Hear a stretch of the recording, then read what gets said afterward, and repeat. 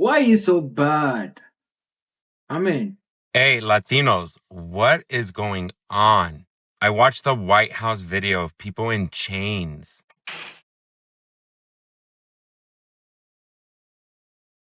And the most disturbing thing of it all, besides it being on the White House page and the dehumanizing of all of these undocumented individuals, is other Latinos liking it, cheering it, acting like it's not them, it doesn't affect them. I don't get it. That could be your grandma. That could be your uncle, your brother, your sister, your child. Wake up, raza. Wake up, Latinos. And to those of you that agree with me, you need to speak up. And if you don't have the words, share videos and content of creators who have the words. We have to continue to speak up and not normalize this. I don't know what's with Venezuelans and double standards, but they should have seen this coming. Here got for you a Venezuelan American in South Florida reacting to Trump rescinding of 3,500 immigrants. At a press conference in Doral Monday, Venezuelan Americans denounced the Trump administration and South Florida Republicans. More than betrayed. Beyond betrayed. They used us. They actually, during the campaign, and I don't want to make this political, but during the campaign, the elected officials from the Republican Party, they actually told us that it was not going to touch the documented people. Today and visiting this facility. And first of all, I want to thank El Salvador and their president for their partnership with the United States of America to bring our terrorists here and to incarcerate them and have consequences for the violence that they have perpetuated in our communities. I also want everybody to know, if you come to our country illegally, this is one of the consequences you could face. First of all, do not come to our country illegally. You will be removed and you will be prosecuted. But know that this facility is one of the tools in our toolkit that we will use if you commit crimes against the American people. You also that video of them dancing? Okay. That looks like they had support for Trump. Now, that all changed as soon as Trump got into office. They aren't saying the same as they were saying before he got into office. Press conference in Doral Monday, Venezuelan Americans denounced the Trump administration and South Florida Republicans. More than betrayed. No. Beyond betrayed. Shocking. They used us. No. They actually, during the campaign, and I don't want to make this political, but during the campaign, the elected officials from the Republican Party, they actually told us that it was not going to touch the documented people. 2 months ago, more than 100 Venezuelan men were deported to a Salvadoran prison without due process. A new report by the Cato Institute found that dozens had entered the U.S. legally. Our Camila Montoya Galvez joins me now. Camila, tell me about this report. They were here legally, and just tell me more. Sure. The report, John, found that at least 50 of the Venezuelan men who were deported to El Salvador back in March as part of that secretive operation had entered the U.S.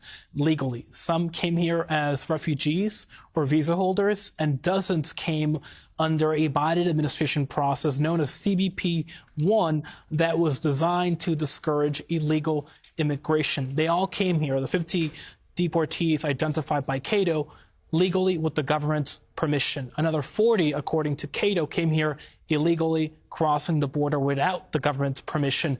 But the organization was not able to make that determination as to the manner of entry for the rest of the deportees, because it does not have sufficient information to do so. And that really gets at the center of this issue, the scant details that the government has provided to many of the questions we have about these deportees, not only their status, but when they're going to be released and how from Salvadoran custody. Right. And how did they make the arrest then if these at least 50 were in the United States legally? Well, the Trump administration invoked the Alien Enemies Act of 1798, arguing that these are suspected members of Tren de Aragua, that prison gang that the administration is arguing is staging an invasion of the country, and that they should be treated as enemy aliens, and that this law allows the administration to bypass due process protections, immigration court hearings, and the like to deport and arrest these suspected gang members without any of the due process protections in immigration law. What's the status of those legal cases on the Alien Enemies Act? A federal judge in D.C. is trying to determine whether these deportees are still in the legal custody of the U.S. and whether they should be returned here to U.S. soil. Venezuelan immigrants are getting deported, and I don't feel sad for them. I don't. The Venezuelan migrants are starting to get deported. This is why I don't quite feel bad for them, man, because the level of entitlement that these people have had, I have never seen in my entire life this level of entitlement. There's a video right now that I was tagged in, man, that was going viral of this Venezuelan dude that was talking. He was pretty much bragging about the fact that he came here and he's living for free. And he says, it's not my problem. It's not our problem. The fact that y'all bought into the scam and y'all stressed out because y'all got to pay bills and y'all got to do all this and y'all got to work hard. Us, we didn't come here for that, man. We came here to live like we lived in Venezuela, man, where the government's going to take care of us. And I'm like, first of all, there's no way in hell that back in Venezuela, they were living as good as they're living here, right? But the point is that he was walking through New York City streets, bro, bragging about the fact that they give him a little red card, right, with $1,000 a month, right? They're paying for their rent, they're paying for everything pretty much, right? And he's living for free. He was bragging about the fact. The title of the video, he says, 1 year living free in New York. Crazy, bro. But whatever. The point is that the enemy came for this dude, right? And then he came back talking about, I'm going to sue you. I'm going to sue New York. I'm going to sue everybody. You're not going to be able to mess with me. And I'm like, yo, these people are literally insane, bro. Like, I've never seen this level of entitlement for people who came from another country here. And it's like, give us everything, man. And if you don't, man, sue. Yo, he said he's going to sue New York, man. Him saying he's going to sue the state that's feeding him is crazy. That's how crazy these people are, man. Some of the Latinos who were just deported, fresh from deportation. He's here to tell us something. Yeah, this is what he has to say about the deportation of Latino Venezuelans.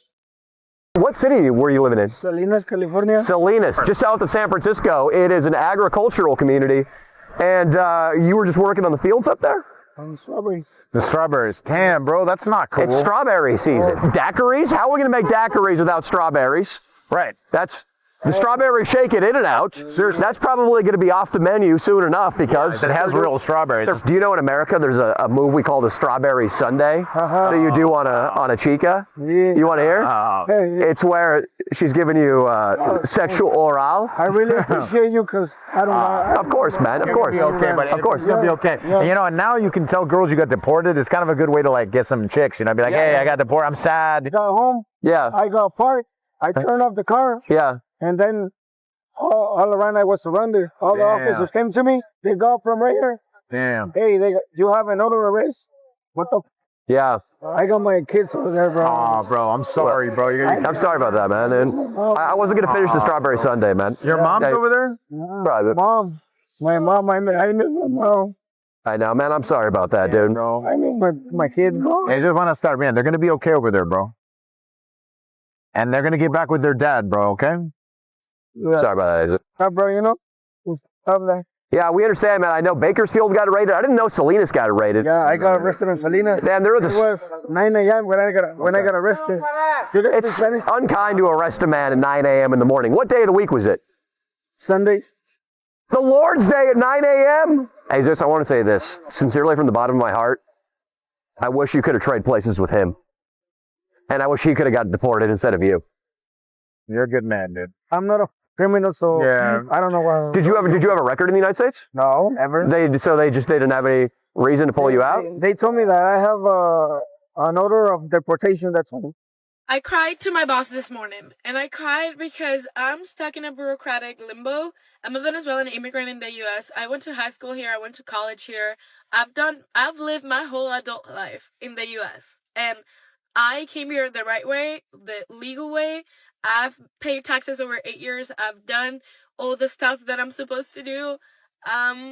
Doing everything in my hands that I have to get a work visa.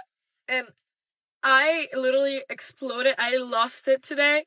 I never cried about it to someone else other than my family, but I called my boss and I told him the only way that I have to stay in the U.S. permanently is to get a work visa, because the other way that I had was marrying someone. But guess what? I fell in love and he's from my same city. So there goes getting an American boyfriend. Like, he's in the same exact position that I'm in, and it's just really scary times. I've never committed a crime. I know I'm not their targeted, like, immigrant, alien, whatever you want to call it, but I'm still scared. And I'm scared because I don't want to go back to somewhere where I'm going to be scared for my life every single day. Like, and I feel like people don't really get that. I've lived like since I'm 16. I've been in Texas. And this has been my second home. All the opportunities I've had, all the friends I have, everything I have is here. My whole family is here. And I'm just scared that that's going to go away. And I know the situation's not with me. Like, I know I shouldn't be as scared as I am, but I haven't been able to sleep just thinking about my options. And I don't want to go to Canada. It's too cold. So I've never cut in the internet either, but it's just like, I'm going through it. And I know there's other people that are going through it. So, you know, you have to be empathetic. You don't have to agree with the political views. You don't have to agree with what ICE is doing. You don't have to agree with any of that. But we can agree, we can all feel bad for people being scared. I don't want to go back to somewhere I don't know myself. Or I'm going to be alone, and I don't want to be alone. I don't want to be alone. I don't want to go somewhere where I'm going to be alone. And it's just that scary thought of losing everything I've worked so hard for. It could go away because I don't have a granted, like, stay in the U.S. I don't have my political asylum has been in immigration for 7 years. Still no answer. My mom's sibling's visa has been approved since 2014, and we still have to wait for a visa to become available. And guess what? I don't even qualify because I'm over 25. Well, I'm not even 25 yet, but by the time that comes out, I'm going to be 25, so I don't qualify anymore. So I don't know what else to do. I'm looking for a work visa, but you know how it's really hard because you're literally putting a target in your back whenever you apply for a job, and you press that little box that says, I might need sponsorship in the future. They're not going to hire you. So I don't know. It's just really scary times, and I just wanted to talk to you guys. Me comí un chocolatico también porque it's really hard. It's really freaking hard, and I've never committed a crime in my life. I came here legally. I've done all the processes. I've paid taxes over the years, and I'm still super scared because I don't know what's gonna happen. I don't know what's going on, and I know we don't know even half of it because we're not in the White House. We don't know what's going on in the White House. We don't know anything. So I try to not look at social media because I'm gonna get scared, but I end up scaring myself with my own thoughts. So that's where I'm at today, and I just wanted to put it out there to be empathetic with all immigrants, well, with everyone. Everyone's going through something, and you know, it's just really hard to get it together, like to stay together. So yeah, I just had to get it out. Trump administration to move forward with deporting potentially up to 350,000 Venezuelans. So this app only lets you stitch 5 seconds, so it's hard to get in there. But basically, the Supreme Court ruled today that Trump can move forward in deporting around 350,000 Venezuelans. Good job, Latinos, for Trump. You see what you voted into office? And before any of you, maybe Cubans or Mexicans or whatever, say, well, I'm not Venezuelan. If the Supreme Court is allowing him to do this to Venezuelans, guess who's on the list next? Cubans and Mexicans are always on the top of the deportation list. So congratulations, Latinos, for Trump. You succeeded in your community. It's fucking sad. You know, you don't see MAGA each other over. Them ignorant racist bitches stick together. I hate to say it, but you Latinos for Trump and gays for Trump and all you other fools for Trump can learn a lesson from MAGA. They know a little something about loyalty. You idiots. Yo, Trump is a G, man. That settles it, man. Trump just did the most New York shit you could ever do. If you're from New York City, you know that whenever you find somebody catching shit about you online, man, you run into them and you go over to them and then you pull up the phone. He's like, yo, this you right here? You know, just to see if they keep the same energy, right? Well, Trump just did that, bro, to the president of South Africa, man, because there was a video that went viral of him a while back calling for the unalivement of white South Africans.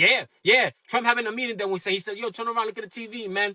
And he played the video of the guy calling for the unaliving, bro, of white South Africans, bro. I kid you not. You should have seen the look on their faces, bro. Like, oh my God, is this really happening right now, bro? And Trump just looks at them, man. Say it in my face, man. God, you tough, right? You tough for your country, man. Be tough right here in front of me, man. Trump let his nuts hang, bro. He's like, you calling for the unaliving of my people, man? Huh? You know I'm white, right? Yo. That is so funny, man. Imagine, yo, Trump would be like, yo, arrest him. He would have been like, wait, like, what? He's like, man, I'm never coming back to America, man. I seen Eddie Murphy's movie Coming to America. Thought it was only gonna have a good old time over here, man. We ain't coming back to America, he said. Big, huge news for TPS. The Supreme Court is upholding the government's ending of TPS for Venezuelans. So there's a lot of asylum cases that should be coming forward on all of these cases. So if you've one of these, you need to get that process started, guys. Thank you for watching Great Minds Blacks.